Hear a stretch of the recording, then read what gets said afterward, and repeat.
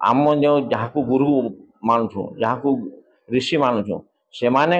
नारी जातिर अपमान करते कौन कहते मु स्वामी व्रतानंद सरस्वती गुरुकुल आश्रम आमसना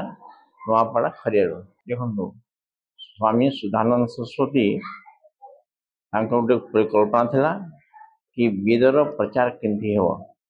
लोके केमती उपकार हो पारे और जाति निर्विशेष नारी हो बा पुरुष हो समस्ते वेद पढ़ी पारे वेद पढ़ाई पारे वेद शुणवे वेद शुणी पारे घरे घरे जाकर वेद करें तार परिकल्पना सत्वे यह पुरुषार्थ परिश्रम अथवा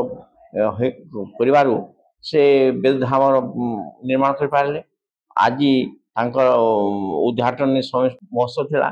सेठी समस्ते निमंत्रण कर डाकी समस्ते एकत्रित होते और वेदर चर्चा होता वेद विषय समस्ते करते प्रातः काल समस्ते 200 कुंडीय यज्ञ करते जो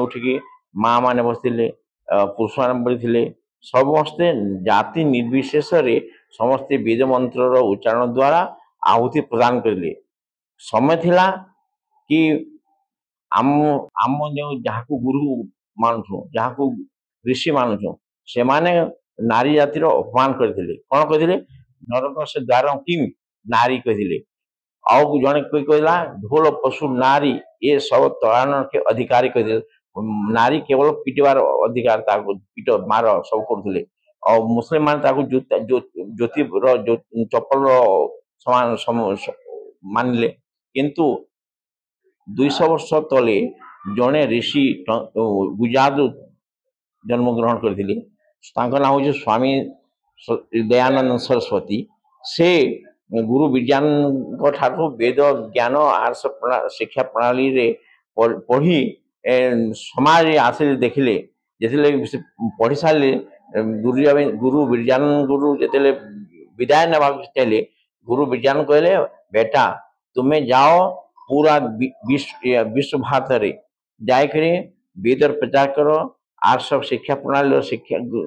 प्रचार करो और जो आम जाति भितर स्त्री नारी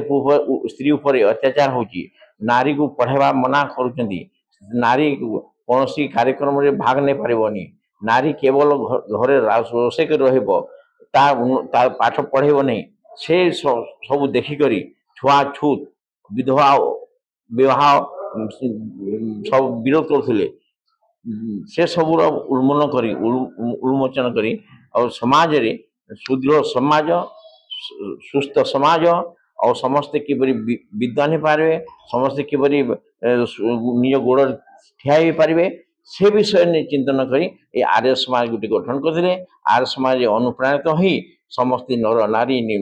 मिलित भाव में वेद प्रचार प्रसार करें और स्वस्थ समाज गठन करने लगे राष्ट्र प्रेम समस्ते राष्ट्र प्रति समस्त विचार ठीक रहा और भारतीय संस्कृति भारतीय सभ्यता किपरि तार सुरक्षा है और से विषय समस्ते कर से परिकल्पना समस्ते आम एकत्रित होते निश्चय जाति निर्विशेष स्त्री शूद्रम ना दिए माने कहते किंतु स्वामी दयानंद कहले समस्त वेद पढ़ा अधिकार अच्छे नारी हो कि पुरुष हो तेणुक समस्ते पढ़ी पारे समस्ते पढ़ी पारे उच्चारण करें शुणी पारे समय था जे मैंने वेद शुणे नारी मान को कान शीशा गरम कर नारी जब वेद पढ़ला जिह्वा कर्तन कर एपरी परिस्थिति था से समय ऋषि दयानंद निजे स्वयं ये समस्त कहले कि गो वेदांत समस्त कहले कि वेद आड़ को समस्त चल भारत को माने जो विश्वगुरु कहते से विश्वगुरु आसो एबे परिस्थिति बहुत बदली गला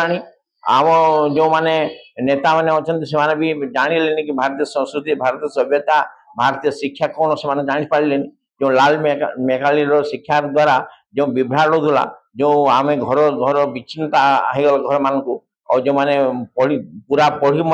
से माता पिता को गुरु को पचार नुले से समय आसीगला कि समस्ते मातृदेव पितृदेव आचार्य देव हर तार समस्त सत्कार करेंगे सम्मान करेंगे।